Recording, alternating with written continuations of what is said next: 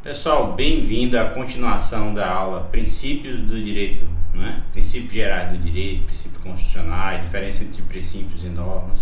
A gente viu que os princípios são gerais, são mais abstratos, as normas são concretas, a norma é aplicada, é tudo ou nada. Se existir um conflito de norma, você vai aplicar o princípio da lei posterior, revoga a lei anterior. Se existir um conflito de norma geral e especial, aplica-se a lei especial para os casos especiais e a lei geral para casos gerais. A gente viu que no conflito de princípios e normas prevalecem os princípios. Quando existe o conflito de princípios com princípios, existe a ponderação de interesse, ou seja, o caso concreto que vai determinar qual é o princípio que vai ser aplicado. E um dos princípios fundamentais do direito constitucional e das cartas de direitos humanos é o princípio da dignidade da pessoa humana. Dentro da Constituição, ele vai atuar em vários segmentos. Na previdência social, prevendo benefício social de assistência social para quem nunca contribuiu. Vai prever o mínimo existencial, não é? Para um auxílio que não seja previdenciário. Qualquer auxílio governamental, qualquer subsídio governamental para o gás, para a alimentação, para a cesta básica, né? Qualquer subsídio estatal visando socializar um serviço, acesso aos serviços aos usuários. E é um princípio de alta carga valorativa, então ele vai ser protegido no direito penal, vai ser protegido no direito civil, vai ser protegido no direito tributário, impedindo que, por exemplo, sejam aprovados tributos com caráter confiscatório, certo? Então, o princípio da dignidade da pessoa humana é um princípio extremamente importante. Ele é um princípio constitucional, certo? E ele vai atuar o tempo todo protegendo direitos humanos, o direito do cidadão, do adolescente, da criança, ou seja, de todos, no aspecto da vida, no aspecto familiar, no aspecto do trabalho, no aspecto tributário, da cobrança de tributo, ou seja, o tributo não pode ser expoliativo ou de retirar a capacidade produtiva do cidadão. Então, o princípio da dignidade humana é um princípio muito interessante porque ele vai atuar em todos os ramos do direito, porque é um princípio constitucionalizado, é um princípio de tratados internacionais, é um princípio muito antigo e ele foi constitucionalizado. Então ele vai atuar em todos os ramos do direito, direito civil, direito empresarial, direito do trabalho, protegendo os direitos sociais, individuais e os direitos fundamentais. Dizendo aqui que o Estado pode atuar sobre os direitos, limitando a atividade e a propriedade, mas ele não pode interferir no mínimo social, ele não pode expoliar o cidadão dos seus meios de subsistência, e se esse cidadão não tivê-los, não é? O princípio da dignidade humana vai atuar na assistência social, na previdência social, na determinação de subsídios para o uso de serviços de alto custo. O SUS tem o princípio da dignidade humana, porque diz que todos têm direito à saúde.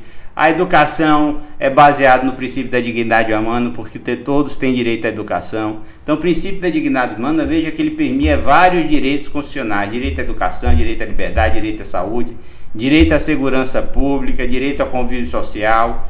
O princípio da dignidade humana, veja que é um princípio que vai dialogar com vários direitos e vários princípios constitucionais, certo?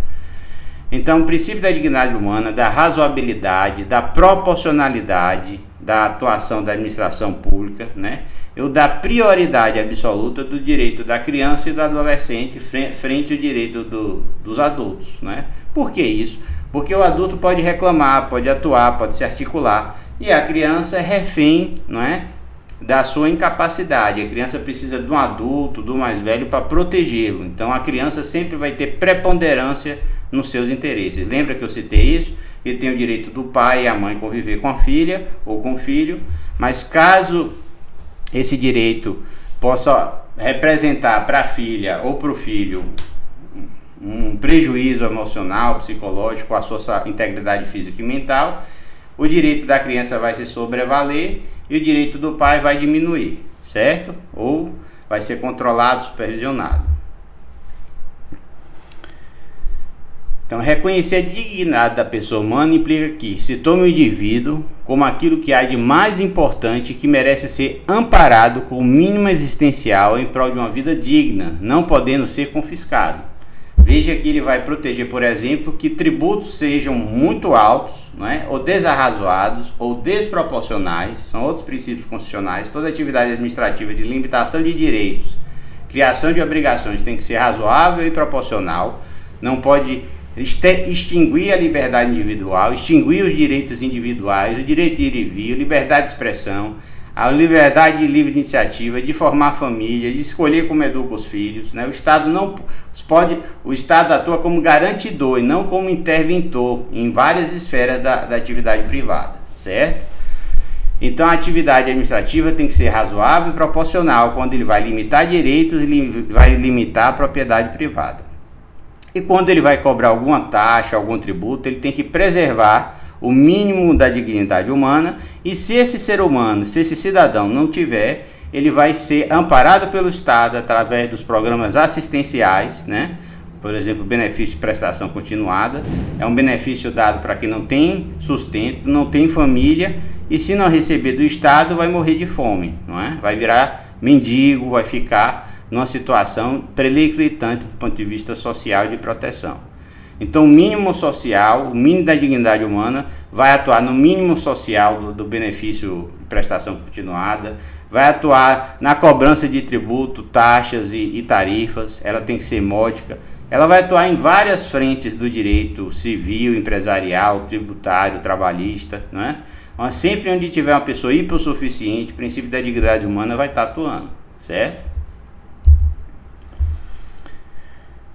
Então, a diferença entre os princípios gerais do direito e os princípios constitucionais. A prioridade absoluta do direito da criança e do adolescente, princípio esculpido no artigo 227 da Carta Magna, vem estabelecer que os menores devem ser protegidos, em primeiro lugar, em relação a qualquer outro grupo social, em razão de sua condição peculiar de pessoa em desenvolvimento. Então, a criança ele é um adulto, ele vai um futuro adulto, mas é uma criança. Então ele está se desenvolvendo, ele tem que ser protegido, educado, para que ele tenha a capacidade de discernir, julgar, escolher e principalmente ter educação, não é?